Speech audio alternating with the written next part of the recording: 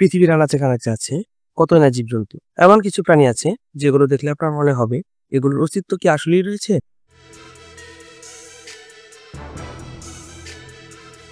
প্রথমেই যে প্রাণীটা দেখব তার নাম হচ্ছে স্কেটোপ্লেন্স। স্কেটোপ্লেন্সের বৈজ্ঞানিক নাম স্কেটোপ্লেন্স গ্লোবাসা। সমুদ্রের একেবারে তলায় থাকা এইসব ক্ষুদ্র ক্ষুদ্র প্রাণীর অন্য নামও রয়েছে। বিশেষ করে এগুলো সিপিক বা সমুদ্র শূকর নামে ব্যাপকভাবে পরিচিত। তার কারণ অবশ্য সহজেই অনুমান করে নেওয়া যায়। এর চেহারার সাথে শূকরের অমিল খুব একটা খুঁজে পাওয়া যাবে না। আটলান্টিক, প্যাসিফিক আর ভারত মহাসাগরের 1.5 থেকে 5 কিলোমিটার নিচে এদের দেখা পাওয়া যায়। সমুদ্রের তলদেশের কাদা থেকে এরা নিজেদের খাবার সংগ্রহ করে নেয়। পানির অনেক গভীরে এদের আস্তানা। এদের পা অনেকটা সুরের মতো। এরা মূলত 4 থেকে 6 ইঞ্চি পর্যন্ত লম্বা হয়। এদের চামড়া থেকে এক প্রকার বিষাক্ত পদার্থ নির্গত হয়, যা অন্য প্রাণীদের জন্য বিপদের কারণ হয়ে ওঠে। অনেক সময় এদের পরজীবী হিসেবে অন্য প্রাণীর শরীরে পাওয়া যায়। এরা মূলত সামুদ্রিক বড় শামুক, ঝিনুক, শান্ত প্রকৃতির মাছ এদের কাছে আশ্রয় নেয়। স্কেটোপ্লেন্স একটু অদ্ভুত প্রাণী। নাম শূকর হলেও এরা কিন্তু শূকরের মতো অত বড় কোনো প্রাণী নয়।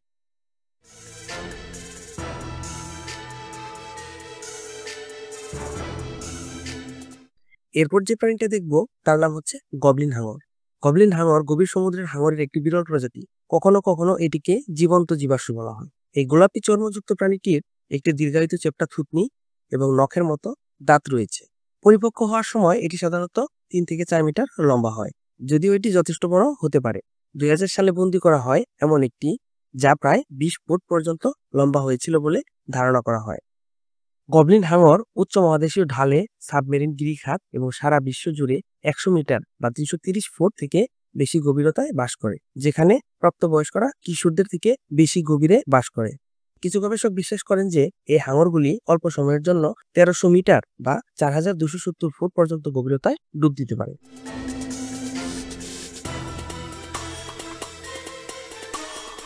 এরপরের প্রাণীটি হচ্ছে গ্রাউন্ড পেঙ্গুলিন। বুনো আফ্রিকার অধিবাসী এই পেঙ্গুলিনের সারা দেহ শক্ত আইস দিয়ে চারপাশ আটকানো। আক্রমণের আশঙ্কা করলেই এরা নিজেদের গুটিয়ে নিয়ে বলের মতো গোলাকার আকার ধারণ করে। দুই পায়ে চলাফেরা করতে পারলেও সাধারণত খাবার খোঁজার কারণে লেজ সহ 4টি পায়ে ব্যবহার করে। এই অদ্ভুত সুন্দর দেহে অধিকাংশ জলপাই এবং গাঢ় বাদামি রঙের হয়ে থাকে, আর অল্প বয়সীরা ফ্যাকাশে বাদামি বা গোলাপি রঙের হয়ে থাকে। গ্রাউন্ড পেঙ্গুলিনরা তাদের পিছনের পায়ে হাঁটে, মাঝে মাঝে ভারসাম্যের জন্য তাদের সামনের পা এবং তাদের লেজ ব্যবহার করে।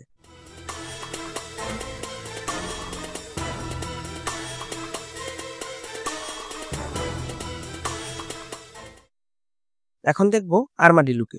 গোলাপি পুরি আর্মাডিলুর ছোট চোখ, রেশমি হলুদাভ সাদা পশম এবং নমনীয় ডোরসাল খুলস থাকে, যা শুধুমাত্র পাতলা পৃষ্ঠীয় ঝিল্লি দ্বারা আবৃত।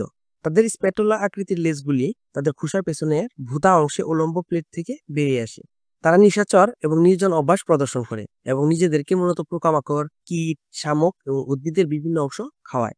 গোলাপি পুরি আর্মাডিলুর বালুকাময় বা দোআঁশ মাটিতে খননের জন্য তার বিশেষ নখর ব্যবহার করে কয়েক সেকেন্ডের মধ্যে নিজেকে কভার দেওয়ার মতো একটি অনন্য ক্ষমতা রয়েছে।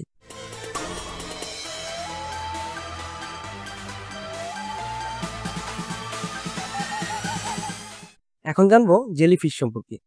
জেলিফিশ এক ধরনের অমেরুদণ্ডী প্রাণী, যাদের পৃথিবীর সব মহাসাগরে দেখতে পাওয়া যায়। নামে ফিশ হলেও এটি কিন্তু মাছ নয়। এর মেরুদণ্ডও নেই।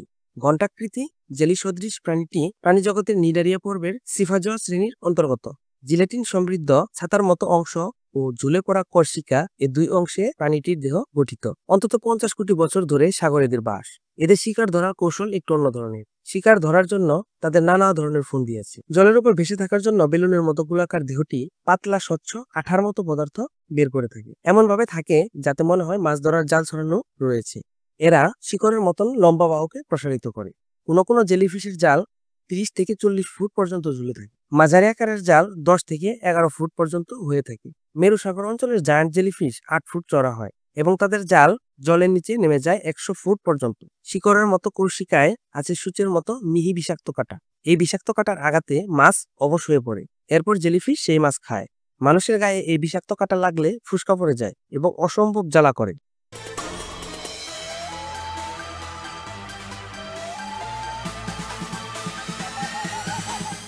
কেমন লাগলো আমাদের আজকের পর্ব?